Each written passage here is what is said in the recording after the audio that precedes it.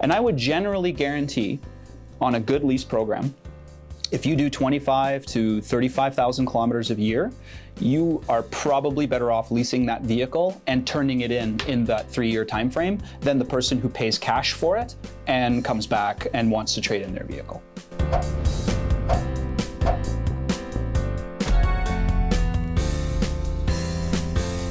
My name's Steven Pigozzo. I've been consulting car dealerships since 2010 or so. I think personally when it comes to leasing, you really have to look at one thing, and that's your minimum amount of mileage and also your expense. We'll get to the expense in a minute, but mostly I find when it comes to leasing, what I used to tell people is, those who were never leased before, didn't know what the ups and downs were.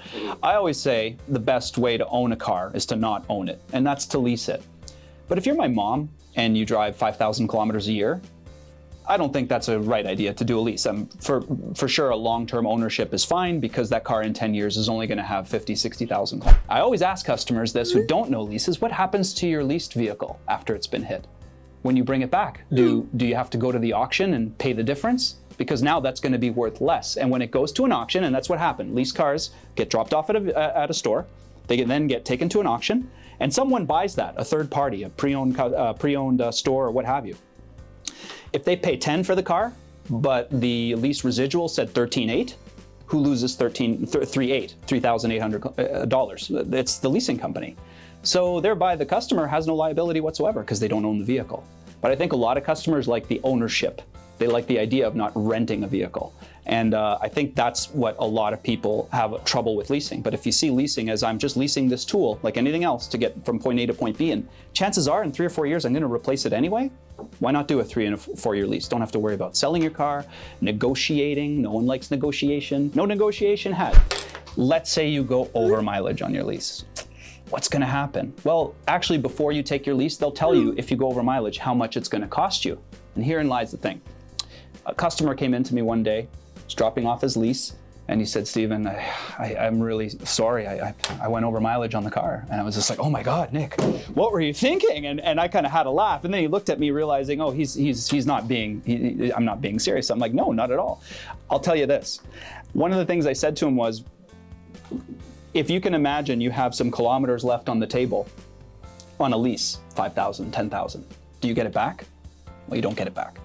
So if you go to that point and then go over and they say, oh, you owe us 10 cents per every kilometer, 15 cents or whatever it is, again, it's guaranteed. And you might, pay out a payment because you went over mileage a few thousand kilometers, but again, all guaranteed. No surprises. I think the only surprise with a customer on a lease is one that's been presented incorrectly, or they just have a misconception as to what the lease is actually for. That's a really tough call because much like anything, it's like who's the driver is my very first question. If that driver is a 20-something, let's say they're buying their first Chevy. They're 23 years old. They take a 7-year finance. The first thing I would say to them, okay, Nicholas, so you plan on paying this off by by the time you're 30. And that usually makes a lot of people who are 23 go, oh my God, I'm 30 when I finish paying off that car. My God, well, in 7 years, are you going to keep that 2-door? Or in 7 years, do you think you might need a 4-door? And so on and so on. For my mom, doing 5,000 kilometers a year, yeah, 7-year finance makes perfect sense, especially if the loan is coming at little to no cost to you, and that's the benefit of getting the loan through the manufacturer. Not to mention the fact that if you want to pay out that loan, just pick up the phone, call the supplier of that finance, and you're done. I think those are all positives for anyone doing lower mileage. I always go back to the mileage. If you're doing 25,000 kilometers a year, I'd be hard pressed unless that lease is really not beneficial to the customer to do a 7-year finance. Just because, as you know, and you and I both know, not a lot of people keep cars for 7 and 8 years. They usually tend to turn them over. And I met many a client who had asked, so when was the last time you bought a car? And they'd be like, oh, like 3 or 4 years ago. Do you remember the time before that? And they'd be like, yeah, about the same time. I switch my cars every 3 or 4 years. And then I ask, why don't you lease? Because your car currently has 98,000 kilometers on it and it's 4 years old. That tells me you're a perfect candidate for a lease. When it comes to the leasing of a vehicle, it really just comes down to the residual value. Now, the residual value is what is the best part of a lease. It's the guaranteed buyer.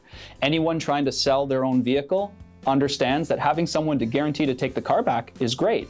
And I think the number one thing that anyone should consider when it comes to a lease is what they're offering at the 3-year mark. Let's say on average mileage, if you feel that the residual is less than 50% of the value of the vehicle from new, I'd say that's probably, that lease could maybe be looked at twice. Maybe don't take that lease. But the vast majority of the time when it comes to leasing, and any leasing that's offered from a major manufacturer, your Chevrolets, your Audis, your Volkswagens of the world, all of those companies, if you look at it this way, if they made everyone a kind of a not so great lease and it was way too expensive, who would come back to get another vehicle? Like either. Awesome. Yeah. Well, hey, I think that pretty much wraps. Yeah, I hope that was okay. I mean.